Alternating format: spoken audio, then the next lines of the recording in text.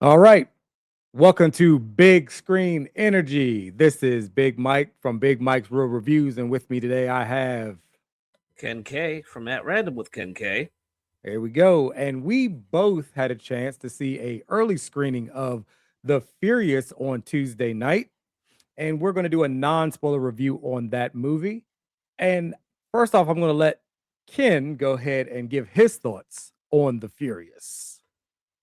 Man, listen, this movie is ridiculous. I Yeah, think in terms of an action movie, especially a Hong Kong action movie or Hong Kong slash Indonesian action movie, this is definitely one of the top ones that I've seen in the last couple of years. And totally.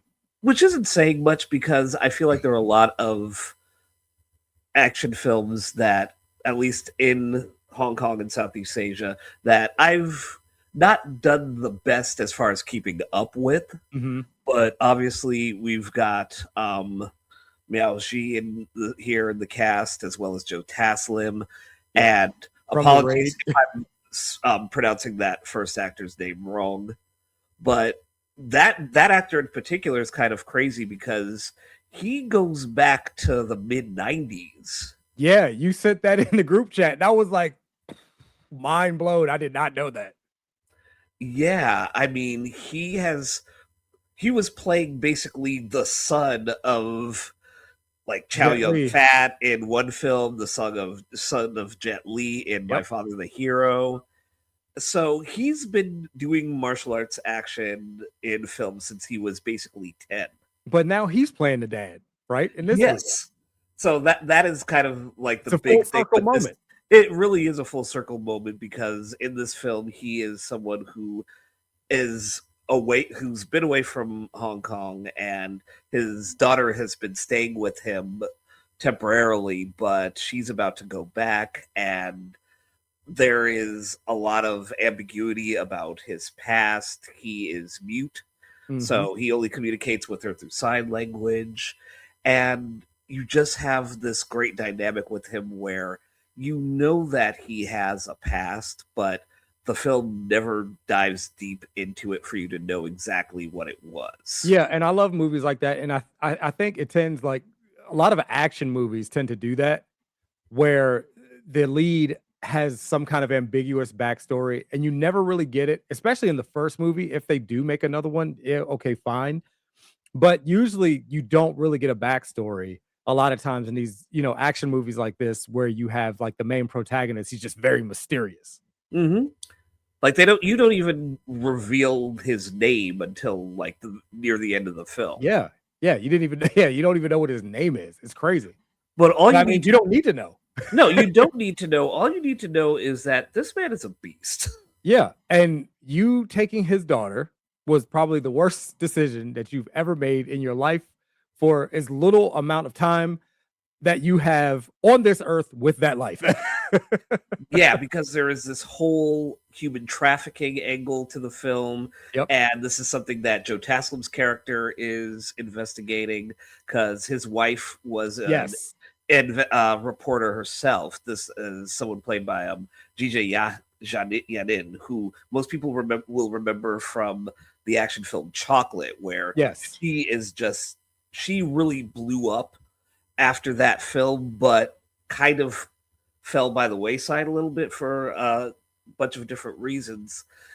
But she does have a brief role at the beginning of this film and gets to put in some Oh, yeah. decent action as well. And that's the thing with this film, where they are just taking every kind of martial arts style that they can, whether it's silat, whether it's wushu, whether it's kickboxing, and just really combining everything in here in a way that in some scenes it does feel a little bit chaotic and hard to follow, Yes. but at the same time you just see the athleticism and the acrobatic qualities of these actors.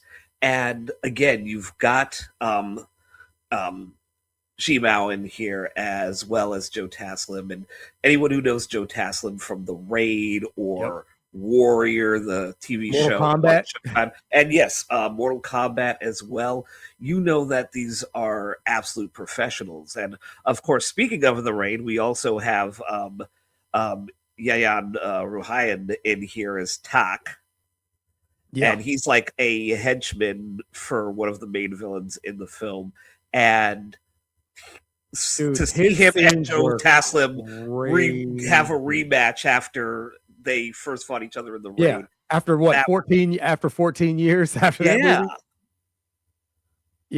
Yeah, their fight scene was probably the craziest fight scene of the entire movie, which was the craziest part of the movie, which we had mentioned before after we saw the movie. It's like you just when you thought the movie was over, it was like, nope, here's a 20-minute finale, action scene that you never saw coming.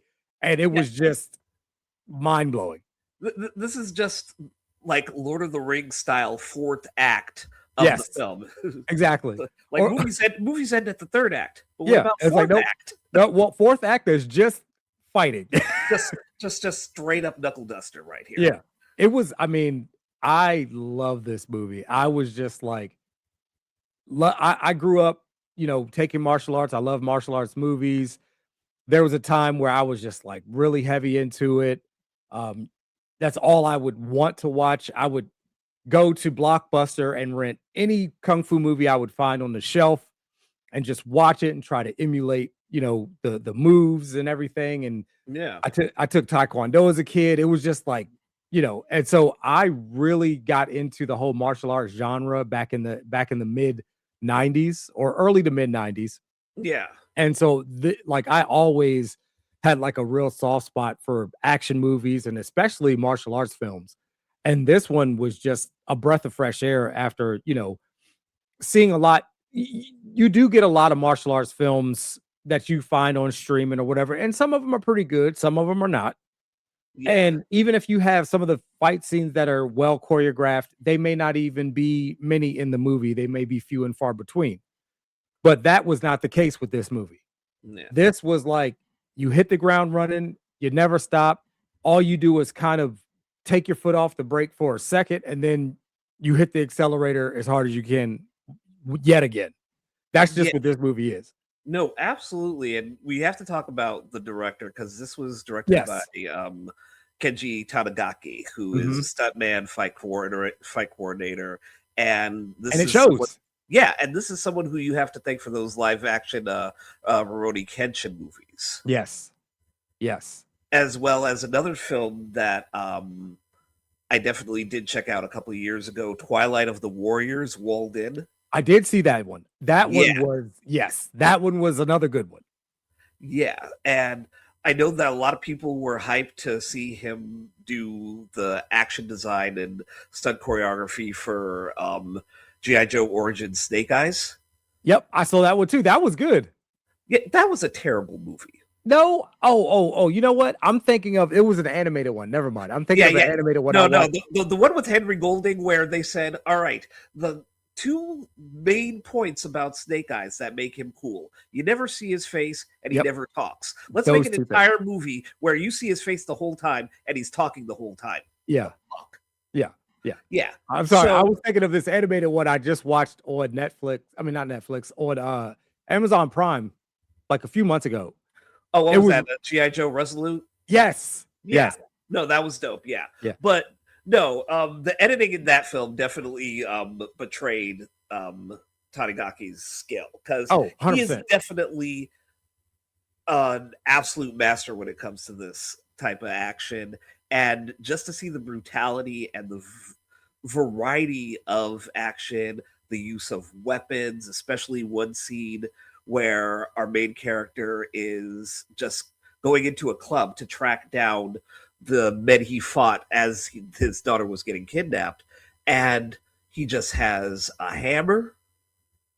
And the club has an octagon fighting ring for people's entertainment in the club.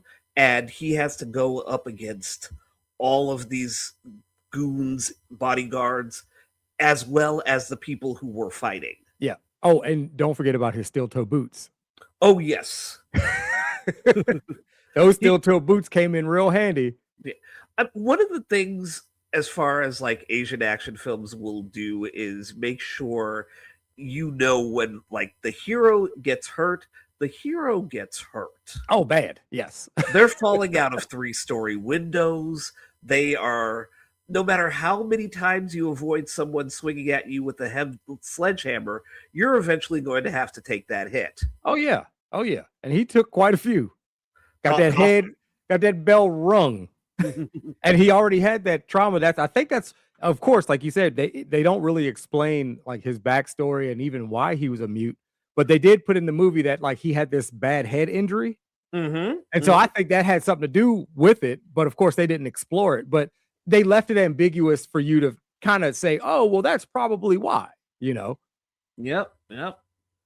But yeah, I mean, I love this movie. I thought it was great. I highly recommend it. I'm probably going to get it on physical media because, you know, of course, Harry and I had this whole discussion about physical media earlier, you know, a few months ago. Absolutely. Yeah. But yeah, like this is definitely one of those things that I'm adding to my collection on Blu-ray because it is just amazing. Like even the kids in this film, yeah, catch some strays. It's ridiculous. Oh yeah, nobody was exempt from catching hands in this movie, or feet, or anything, or elbows. And I mean, I feel like the way they stage some of the action, it almost feels like you're playing a side-scrolling action fighting game. Yes, yeah, like Double Dragon or something like that. So I think that kind of adds to the quality of this film because obviously they're not doing like, you know, your classic wushu film where it's kind of like Peking opera and having all of that. This is very much in that realm of, you know, the John Woo movies and the Jet Li movies from the 90s and whatnot, and just adding that brutality that we've seen in these films since The Raid became such a big hit. Yep. And I mean, it works. It absolutely does. And this is like a film where a lot of it is in English, like the actors are speaking in English, and then some situations where the characters are speaking in Chinese or I think Thai, a few others. But it's just an absolute fun film, even in the moments where it does get a little bit ridiculous. Yeah. But again, no, it's an action movie, and it's doing all of the things you want an action movie to do, and a few things you don't expect them to do. Yes, because there definitely gets to a point where it's 2-on-2, and then another character gets introduced that just wants to fight everybody. Yep. Yeah. Oh yes, that. Oh man, that was one of my favorite parts when he just showed, because he always just would like show back up. It was just like, does this dude ever go away? No, yeah. So there's a little bit of humor in that, but at the same time, that dude in general is an absolute brutal fighter, just the way he uses his whole body. Yeah, because like I remember him. I follow a YouTube channel that I followed it for years. His name is Brian something. Brian Lay. Yeah. But he's from, it's called the Marshall Club. Have you ever heard of that YouTube channel? I may have. So they like they've been around on YouTube for over a decade, and I've been following him for that long, since even he had hair still. And like that's how they got their start. Like they're martial artists who create their, you know, group of friends created this YouTube channel, and they do their own little short martial arts films or skits or whatever.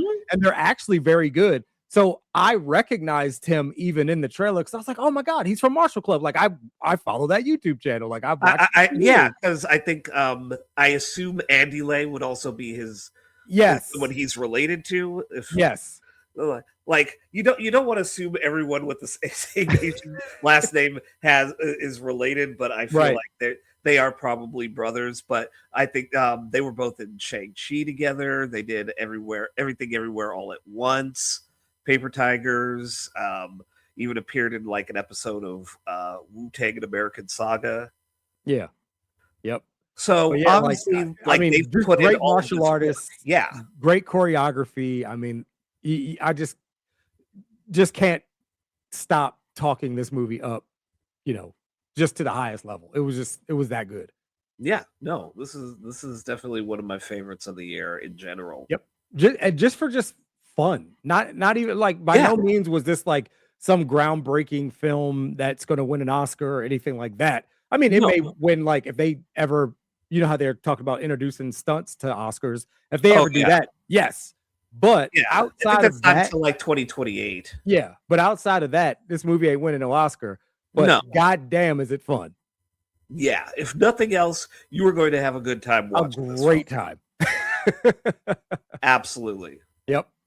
And with that being said, that's going to be our time for today. Check out Big Screen Energy on our YouTube channel, Big Screen Energy 69, if you want to search for it. And like I said, I've been Big Mike from Big Mike's Real Reviews. And with me, we have. Ken K from At Random with Ken K. All right. Follow all those channels on YouTube. And thanks for watching and see you next time. Later.